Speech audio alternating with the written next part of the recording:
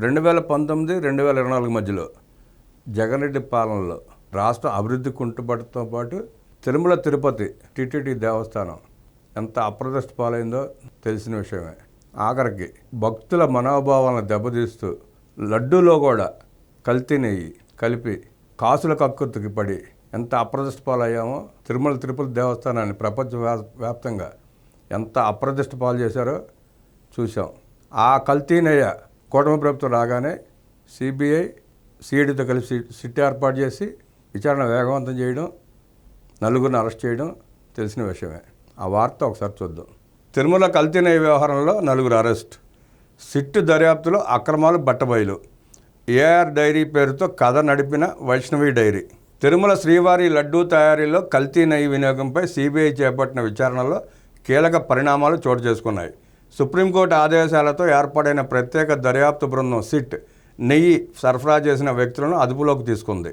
తమిళనాడుకు చెందిన AR dairy, Vaishnavi dairy, Uttar Pradesh చెందిన Parag dairy, premier agri foods, Bolebaba dairy, alpha milk foods సంస్థలకు సంబంధించిన కీలక వ్యక్తులను 3 రోజులుగా తిరుపతిలో విచారిస్తోంది. విచారణకు సహకరించకపోవడంతో పాటు కల్తీ నెయ్యి ఘటనలో వారి ప్రమేయం ఉన్నట్లు ప్రాథమిక ఆధారాలు లభ్యం కావడంతో ఆదివారం 4 అదుపులోకి తీసుకుంది సిట్. బోలేబాబా డైరీకి ఉత్తరాఖండ్ నాడు డైరెక్టర్గా పనిచేసిన విపిన్ జైన్, పోమిల్ జైన్, వైష్ణవి డైరీ పోనంబాక సిఇఓ అపూర్వ వినయ్ కాంత్ చావ్డా, ఏఆర్ డైరీ దుండిగల్ ఎండి రాజు రాజశేఖర్లను ప్రత్యేక దర్యాప్తు బృందం అరెస్ట్ చేసింది. సిట్ దర్యాప్తులో పలు అక్రమాలు బట్టబయలయ్యాయి. నెయ్యి సరఫరాలో అడుగడుగునా ఉల్లంఘనలు జరిగినట్లు వెల్లడైంది. ఏఆర్ డైరీ పేరుతో వైష్ణవి డైరీ ప్రతినిధులు నెయ్యి సరఫరా టెండర్లు దక్కించుకున్నారు. ఏఆర్ డైరీ పేరు ముందు పెట్టి తప్పుడు డాక్యుమెంట్లు, సీళ్లు ఉపయోగించి వైష్ణవి డైరీ టెండర్ కథ నడిపింది. రూర్కీలో బోలేబాబా డైరీ దగ్గర నుంచి నెయ్యి తెప్పించినట్లు వైష్ణవి డైరీ దొంగ రికార్డు సృష్టించింది. బోలేబాబా డైరీకి ఇంత మొత్తంలో నెయ్యి సరఫరా చేసే సామర్థ్యం లేదని విచారణలో అధికారులు తేల్చారు. సమగ్ర విచారణతో అక్రమాలను గుర్తించిన దర్యాప్తు బృందం 3 డైరీలకు చెందిన 4గురిని అరెస్ట్ చేసింది. గత జగన్ రెడ్డి ప్రభుత్వ హయాంలో శ్రీవారి లడ్డూ తయారీకి వినియోగించే నెయ్యిలో కల్తీ జరిగిందని, జంతు కళేబరాల అవశేషాలు ఉన్నట్లు ఆరోపణలు వచ్చాయి.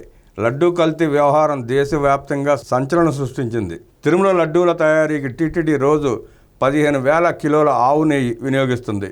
తమిళనాడుకు చెందిన ఏఆర్ ఫుడ్స్ కిలో నెయ్యి 320 చొప్పున సరఫరా చేసేలా టెండర్ ఖరారు చేసుకుంది. కూటమి ప్రభుత్వం వచ్చిన తర్వాత కల్తీ భాగోతం వెలుగు చూసింది. గత ఏడాది జూలై 8న 8 ట్యాంకర్లు రాగా అందులో 4 ట్యాంకర్ల నెయ్యిని పరీక్షల కోసం అధికారులు ల్యాబ్కు పంపించారు. అపవిత్ర పదార్థాలు నెయ్యిలో కలిసినట్లు జూలై 17వ తేదీన ఎన్డీబీబీ ల్యాబ్ నివేదికలో వెల్లడైంది. ఈ నేపథ్యంలో భక్తుల మనోభావాలను దెబ్బతీసేలా మారిన వ్యవహారంపై పూర్తి స్థాయి విచారణ కోరుతూ కొందరు సుప్రీంకోర్టును ఆశ్రయించారు. సుప్రీంకోర్టు ఆదేశాలతో సిబిఐ నేతృత్వంలో పూర్తిస్థాయి విచారణకు ప్రత్యేక బృందం సిట్ ఏర్పాటైంది. కేంద్ర రాష్ట్ర అధికారులతో ప్రత్యేక దర్యాప్తు బృందాన్ని సుప్రీంకోర్టు ఏర్పాటు చేసింది. 5 సభ్యులతో కూడిన విచారణ బృందంలో సిబిఐ నుంచి 2, ఏపీ ప్రభుత్వం తరపున 2, food safety and standards authority of India నుంచి 1 ఉన్నారు. దర్యాప్తు బృందంలో ఏపీ ప్రభుత్వం తరపున Guntur range IG Sarvashreshtha Tripathi, Visakha range DIG Gopinath Jetty, CBI తరపున Hyderabad zone joint director Veeresh Prabhu, Visakha SP మురళితో పాటు ఎఫ్ఎస్ఎస్ఏఐ సలహాదారు డాక్టర్ సత్యన్ కుమార్ పాండా ఉన్నారు. దర్యాప్తు బృందం గత ఏడాది విచారణ ప్రారంభించింది. గత ఏడాది నవంబర్లో ఏర్పాటైన ప్రత్యేక దర్యాప్తు బృందం పలు దఫాలుగా విచారణ నిర్వహించింది. ఇప్పటికే ప్రత్యేక దర్యాప్తు బృందం సభ్యులు తిరుమల, తిరుపతితో పాటు నెయ్యి సరఫరా చేసిన తమిళనాడులోని దుండిగల్ ప్రాంతంలో ఉన్న ఏఆర్ డైరీలో విచారణ నిర్వహించారు. 3 రోజులుగా దర్యాప్తు బృందం సభ్యుడు సిబిఐ జాయింట్ డైరెక్టర్ వీరేష్ ప్రభు తిరుపతిలో మకాం వేసి దర్యాప్తును కొనసాగిస్తున్నారు. నెయ్యి సరఫరాకు టీటీడీతో ఒప్పందం చేసుకున్న ఏఆర్ డైరీ పలు అక్రమాలకు పాల్పడినట్లు గుర్తించారు. ఉత్పత్తి సామర్థ్యానికి మించి ఎక్కువ మొత్తంలో సరఫరా చేయడానికి ఉత్తరాదికి చెందిన పలు డైరీ సంస్థల నుంచి నెయ్యి కొనుగోలు చేసినట్లు గుర్తించిన సిబిఐ బృందం ఏఆర్ డైరీకి సహకరించిన సంస్థల ప్రతినిధులను అదుపులోకి తీసుకుని విచారించి తాజాగా అదుపులోకి తీసుకుంది. సోమవారం వీరిని కోర్టులో హాజరుపరిచే అవకాశం ఉంది.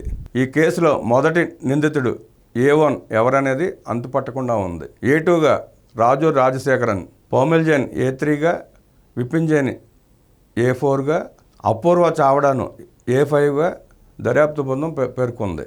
ఇక A1గా ఉన్న ప్రథమ నిందితుడి పేరును ఎఫ్ఐఆర్లో చేర్చలేదు. ఆ A1 ఎవరనేది ప్రశ్నార్థకంగానే మిగిలిపోయింది.